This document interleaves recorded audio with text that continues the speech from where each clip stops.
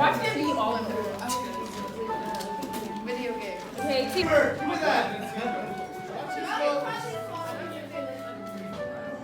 Okay, this will be movies, yeah. Okay. There's one more. Advertising. Team 5 would get advertising.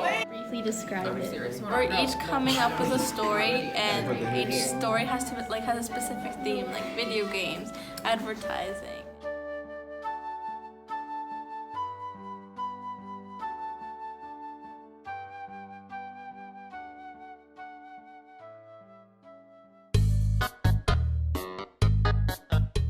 When he got there, he immediately noticed all the bright colors from the digital billboards.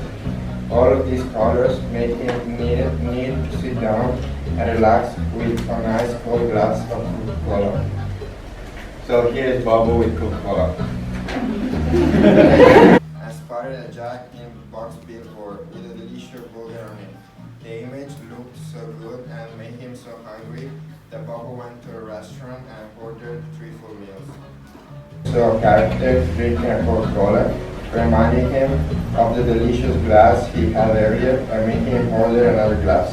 He flew off back to his castle with some Jack in the box and Coca-Cola for him to eat for breakfast the next day. In a cafe, an upcoming artist named Will Hopper was performing his new song. Coincidentally, an A&R agent had passed by the cafe and heard Will Hopper performances. The next day, Andrew Rogers invited Little Hopper to Def Jams.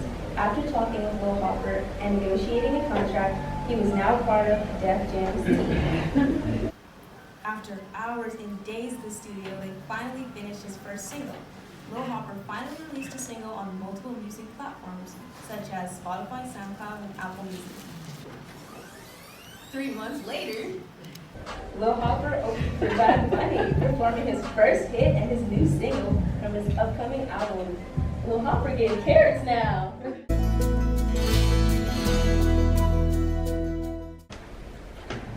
Once upon a time, there was a woman named Tiana who got caught in a storm and landed on the shore of a beach in Zulu. She was found by a woman named Jane who was homeless, living on the beach. When Tiana explained what had happened to her, Jane offered up her phone. But they could only use it if they found a place with internet. So they decided to go to a library in order to be able to use the phone. For some reason, Tiana couldn't remember what the internet was. Jane noticed and realized that Tiana had a concussion.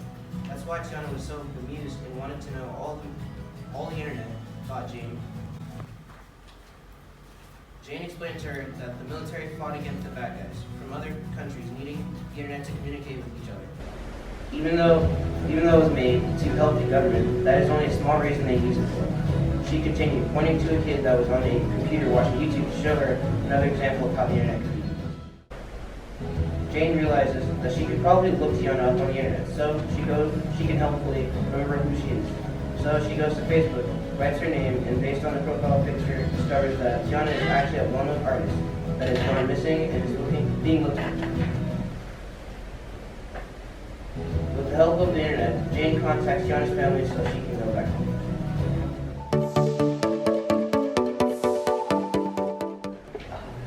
A new game had been delivered on Mr. Little's arcade. Ralph had been entertaining kids with his game, Dixie Felix. Little Ralph's arcade had games like Pac-Man, Donkey Kong, and Sonic. Video games on consoles let the gamers experience storylines. The levels also become harder as they aren't as simple as the other arcade games. At Mr. Lovelock's arcade, there is a section in which computers, iPads, and newer consoles like DS, Wii, and Nintendo Switch are all plugged in. Ralph goes through the power cord and arrives at Sonic the Hedgehog, which is played on Sega Genesis console. Ralph has to beat each level by avoiding traps, defeating enemies, and collecting rings. He must reach the goal before his time is up or he's dead. If Ralph doesn't reach his goal, he will lose a life and will be sent back to his game. This means that he won't be able to continue his journey to the new game that has been plugged in Mr. Lavo's arcade.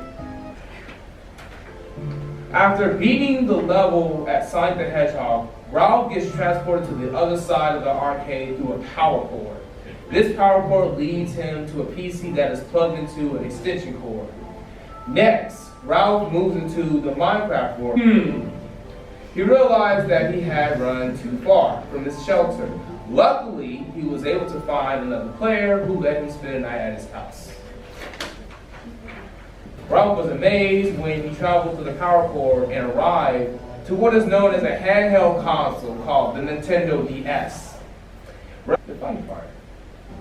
Super Mario Brothers is a platform game that involves Mario, Luigi, Bowser, and Princess Peach. To rescue Princess Peach, Ralph has to get past the last level. Ralph was able to defeat both Bowser and Bowser Jr. He rescued Princess Peach and brought her back safely, returned to his game.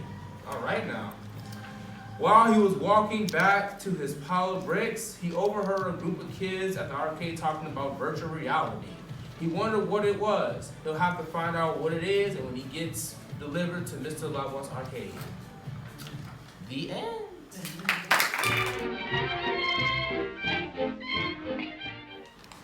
Hello everyone, my name is Maxine Jones and I have a special power.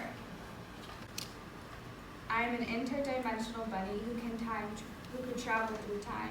All I have to do is take one hop and close my eyes and I'll be in any place at any time I want to. She leaps, she hops, she jumps into a portal and travels through time. Maxine goes far back in time and eventually lands in 1889 so she can meet the two humans who invented the first motion picture camera and named it the kinetograph. Next, she hops to 1902. There, she meets a French magician and an inventor, Georges Méliès, who filmed some of the earliest narrative films. He also opened the first public theater in France. He understood how creating a movie was about staging, editing, and creating the impossible.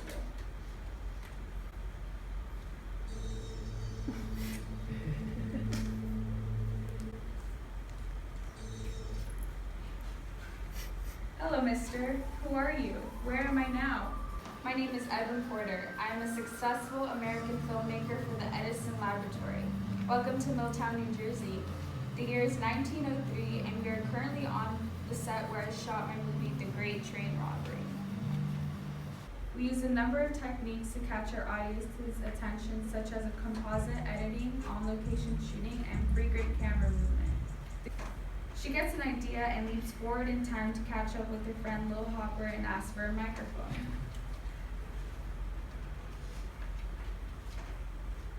Lil Hopper says, okay, in exchange for that, she must help out-sing her nemesis, Megaphone. They meet Megaphone, Lil Hopper's nemesis, challenging both to sing their little hearts out. They defeat Megaphone, which he then works and becomes whatever Maxine desires, and Maxine goes back to the 1920s. Instead of it being a microphone, the time looped and adapted to become the legendary Vitaphone, which would be a gift for Al Jolson for his famous movie, The Jazz Singer. Next, she leaps to the 1920s and sees the talkies. The movies he had seen now have been silent, but the talkies are movies with sound. Maxine hops and sees a new sight, a movie with color. With sound and color, what movies will they make in the future, Maxine wonders. With full of excitement, she dives into the portal. Maxine's first stop is 1965, the year The Sound of Music was made. She sees a smile on everyone's face as they sing Do Re Mi. She then stops at the year of 1977 when Star Wars hits theaters. It is one of the most successful sci-fi movies. Then, in 1997, Titanic was released. Maxine tears up watching it. It is heartbreaking to see so many lives lost in an accident, as well to see the moment when Rose realizes that she had lost Jack forever.